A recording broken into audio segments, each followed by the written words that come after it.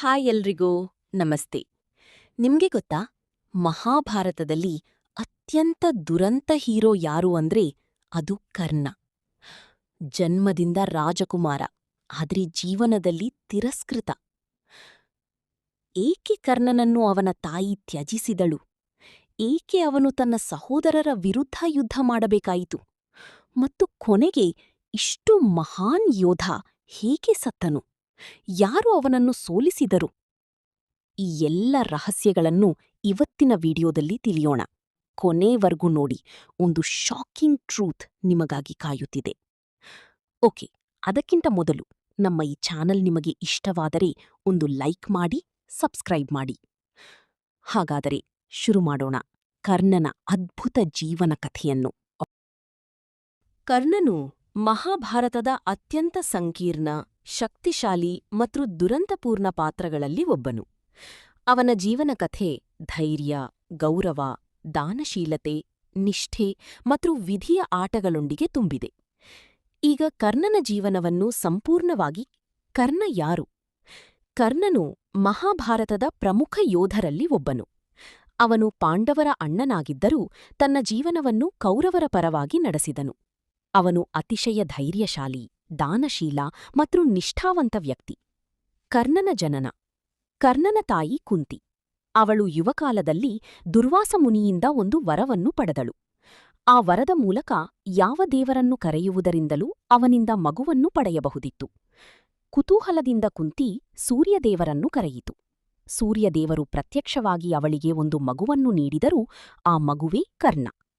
ಕರ್ಣನು ಹುಟ್ಟಿದಾಗ ಅವನಿಗೆ ಕವಚ ಮತ್ತು ಕುಂಡಲ ಎಂಬ ದೈವಿಕ ರಕ್ಷಣೆಯೊಂದಿಗೆ ಜನಿಸಿದನು. ಇವು ಅವನನ್ನು ಯುದ್ಧದಲ್ಲಿ ಅಜೇಯನನ್ನಾಗಿಸಿತು. ತಾಯಿ ಯಾಕೆ ತ್ಯಜಿಸಿದಳು? ಕುಂತಿ ವಿವಾಹವಾಗದಿದ್ದರಿಂದ ಸಮಾಜದ ಭಯದಿಂದ ಆ ಮಗುವನ್ನು ತ್ಯಜಿಸಲು ತೀರ್ಮಾನಿಸಿತು. ಅವಳು ಕರ್ಣನನ್ನು ಒಂದು ಪೆಟ್ಟಿಗೆಯಲ್ಲಿ ಇಟ್ಟು ನದಿಗೆ ಬಿಟ್ಟಳು. ದತ್ತತಾಯಿ ತಂದೆ. ಆ ಪೆಟ್ಟಿಗೆಯನ್ನು ಒಂದು ಸಾರಥಿ, ರಥಚಾಲಕ ಆದ ಅಧಿರಥ ಮತ್ತು ಅವನ ಪತ್ನಿ ರಾಧಿ ಕಂಡರು. ಅವರು ಕರ್ಣನನ್ನು ತಮ್ಮ ಮಗನಾಗಿ ಬೆಳೆಸಿದರು. ಅದರ ಕಾರಣ ಕರ್ಣನನ್ನು ಸೂತಪುತ್ರ, ಸಾರಥಿಯ ಮಗ ಎಂದು ಕರೆಯಲಾಗಿತು. ವಿದ್ಯಾಭ್ಯಾಸ ಮತ್ತು ಕಷ್ಟಗಳು. ಕರ್ಣನು ಬಾಲ್ಯದಿಂದಲೇ ಧನುರ್ವಿದ್ಯೆಯಲ್ಲಿ ಆಸಕ್ತಿ ಹೊಂದಿದ್ದನು. ಆದರೆ ಅವನು ಸೂತಪುತ್ರನಾಗಿದ್ದರಿಂದ ಗುರುಗಳು ಅವನಿಗೆ ವಿದ್ಯೆ ಕಲಿಸಲು ನಿರಾಕರಿಸಿದರು. ಆದರೂ ಅವನು ಹಿಂಜರಿಯಲಿಲ್ಲ. ಪರಶುರಾಮನ ಬಳಿ ಶಿಕ್ಷಣ.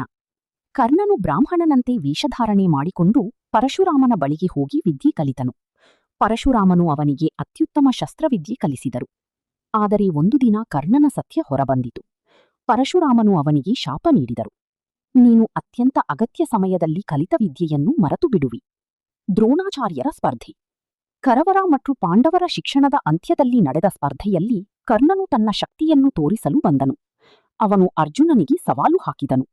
ಆದರೆ ಅವನನ್ನು ಸೂತಪುತ್ರ ಎಂದು ಹೀನಾಯವಾಗಿ ತಿರಸ್ಕರಿಸಲಾಗಿತು. ದುರ್ಯೋಧನನ ಸ್ನೇಹ.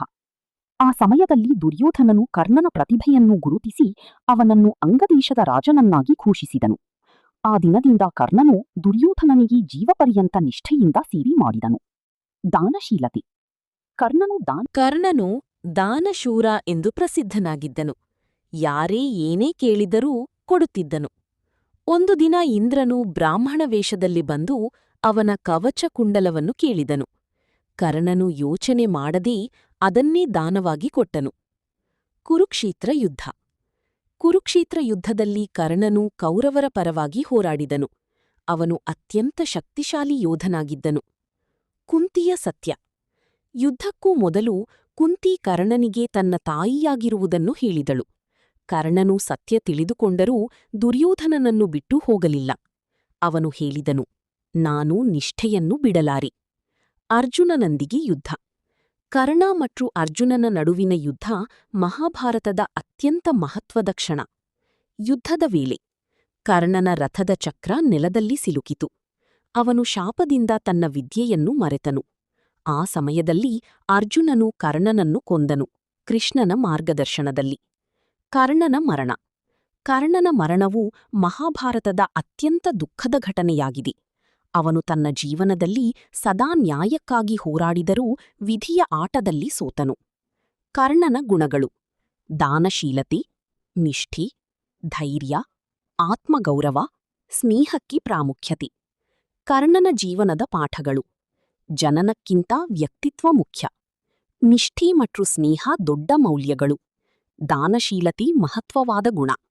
ವಿಧಿ ಕೆಲವೊಮ್ಮೆ ಶಕ್ತಿಶಾಲಿಗಳನ್ನು ಸೋಲಿಸುತ್ತದೆ. ಕೊನೆಯ ಮಾತು.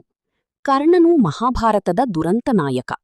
ಅವನ ಜೀವನವು ಸತ್ಯ, ಧರ್ಮ ಮತ್ತು ವಿಧಿಯ ನಡುವಿನ ಸಂಘರ್ಷವನ್ನು ತೋರಿಸುತ್ತದೆ.